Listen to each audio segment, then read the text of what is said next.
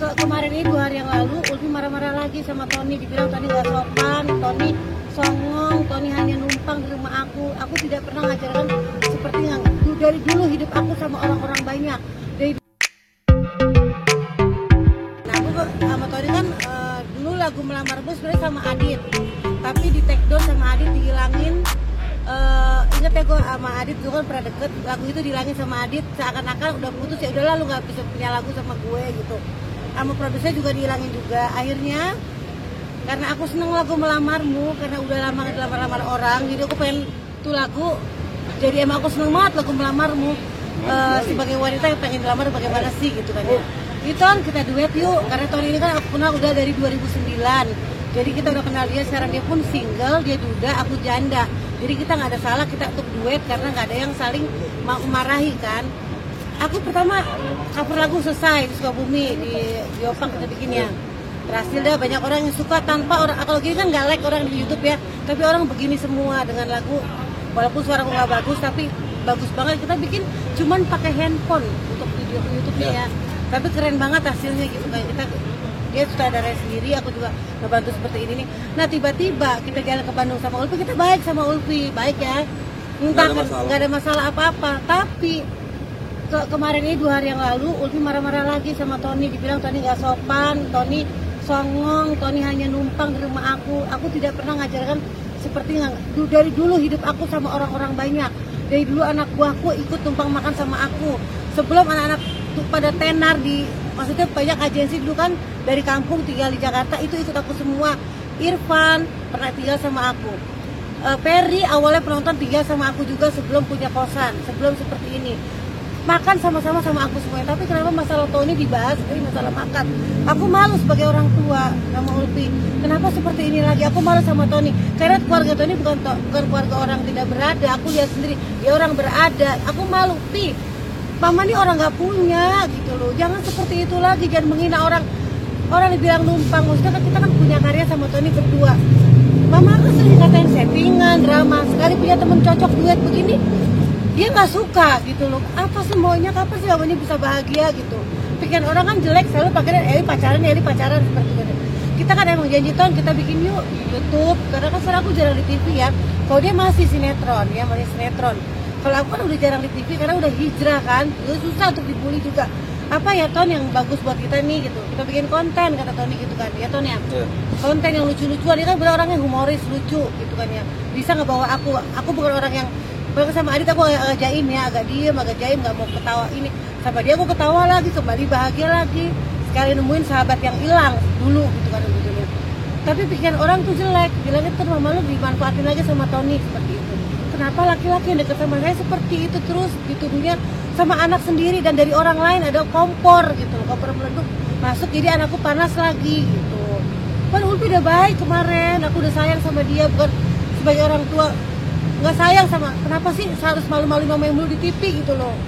Kenapa ganggu hubungan mamanya terus? Yang belum tahu bakalan mama itu ada nyari uang itu susah sekarang. Tahu kan, yang kalian kan tahu aku nyari uang sendiri tanpa bantuan, tapi ingin punya karya, bikin lagu sama Tony gitu kan ya. Kenapa kok selalu Ulfi ikut campur gitu? Kenapa gitu? Untung Tony tadi sabar ngadep Ulfi.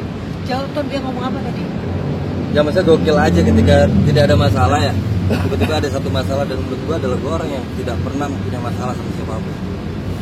Andai pun ada masalah, pasti gua akan langsung tegur. Apa masalahnya? Karena apa? Ketika gua tahu kalau gua salah, ya gua pasti akan mengakui kesalahan dan memperbaiki kesalahan itu kan.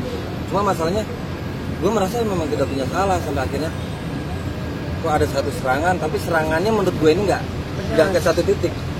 Serangan ini banyak banget nih, ntar sinilah pemicunya, inilah ada lagi.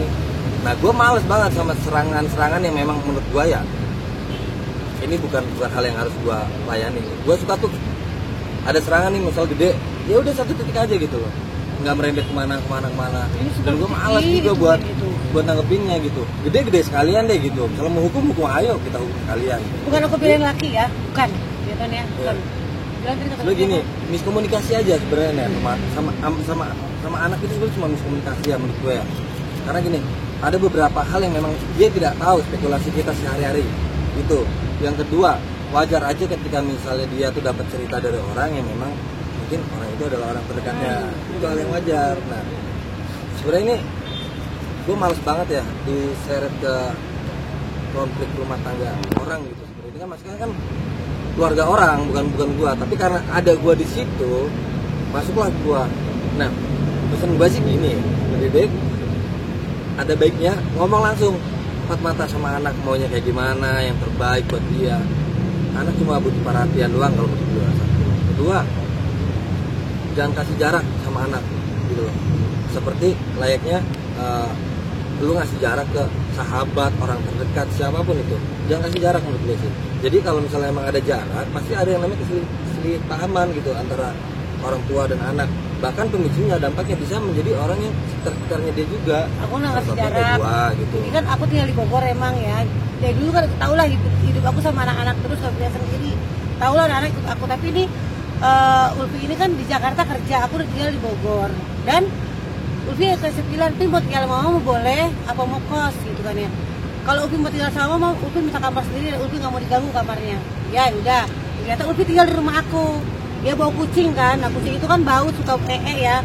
Gue bilang, Pi, kamarnya bersihin, bau kucing mama gak betah gitu. Dia tersinggung, kakak aku juga Nelson tersinggung katanya. Oke ya, Ulfi gak bakal tinggal di rumah mama lagi. Tapi mama inget, kosan Ulfi pasangin AC. Aku turutin pasangin AC. Bukan aku ungkit sebagai orang tua ya. Aku ngajarin Pi, kosannya jangan sampai ditinggalin. Nanti Ulfi labil, di Bogor tuh jauh. Kalau mau kerja di Jakarta, bener nggak aku sebagai orang tua? Ulfi tetap kos, nanti mama bayarin kosannya. Ulfi nginep di mama seminggu 2 kali. 5 hari Ulfi kerja, Ulfi pulang ke Bogor. Aku ngajak seperti itu ke anak saya, baik nggak sebagai orang tua? Kosannya mau bayarin karena Ulfi labil, masih muda. Di Bogor tuh jarang tempat hiburan kan, jarang yang nongkrong kayak di Jakarta. Aku tahu anakku suka duduk kopi gitu kan ya. Orang tua ngasih terbaik buat anaknya, bukan gak mau diikuti sama anaknya.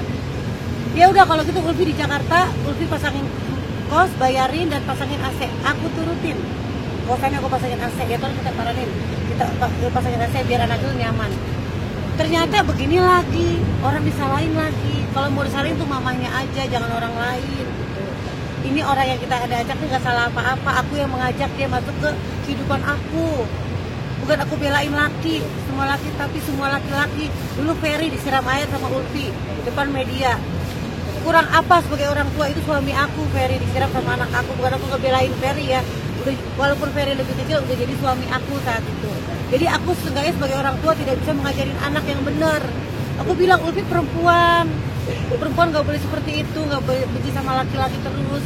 Kapan saya bisa bahagia dengan sama laki-laki? Kapan dibilang kan orang gini saya settingan terus, saya capek gitu loh. Sekali punya teman partner yang untuk kerja, kita lagi sekarang aku tahu kan di TV aku lagi nggak ada TV, nggak ada sinetron, nggak ada apa, cuma endorsan doang aku ya, untuk makan dari endorsan doang aku makan. Apa salahnya aku pengen ngembangin YouTube, pengen nyanyi, aku suka nyanyi. Tony bisa nyanyi, Tony main sinetron, bisa. Apa salahnya kita bikin drama-drama untuk YouTube? Kita udah bikin konsep